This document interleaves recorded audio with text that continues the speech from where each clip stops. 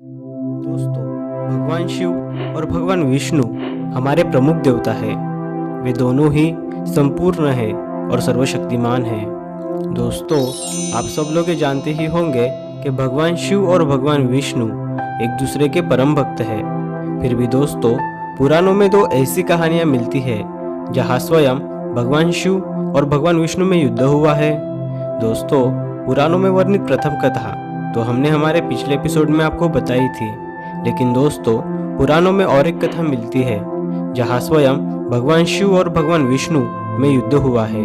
तो दोस्तों, यह युद्ध कैसे हुआ, क्यों हुआ, यह जानने के लिए देखते रहिए इस एपिसोड को। और दोस्तों, आप सब लोगों का बहुत बहुत स्वागत है हमारे यूट्यूब चैनल इंडियन रियलिटी में।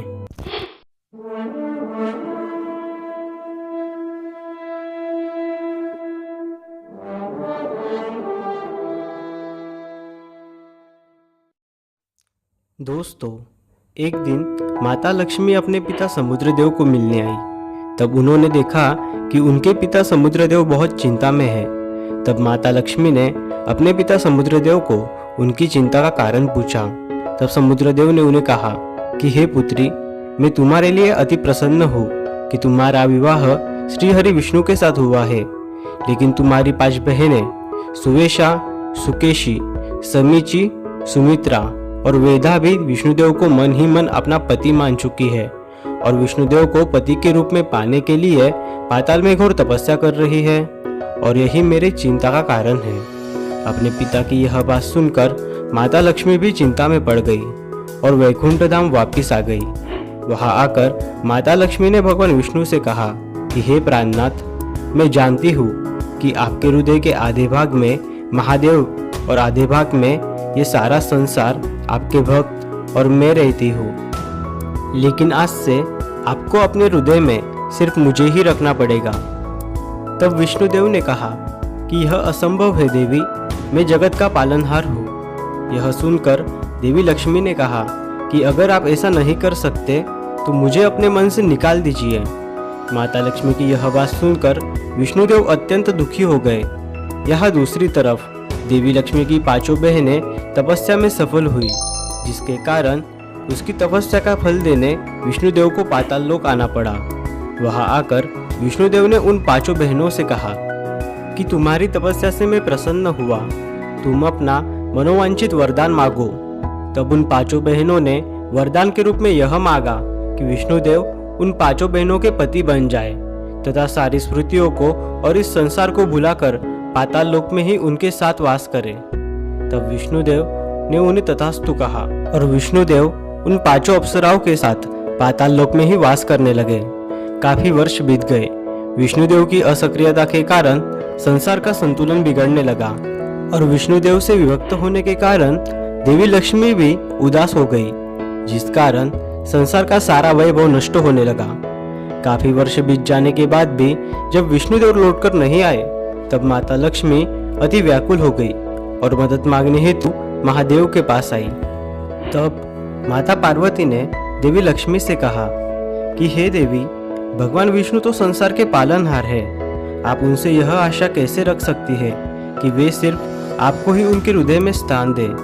मेरे पति महादेव के हृदय में भी आधे भाग में विष्णुदेव निवास करते हैं और आधे भाग में ये सारा संसार उनके भक्त और मैं वास करती हूँ।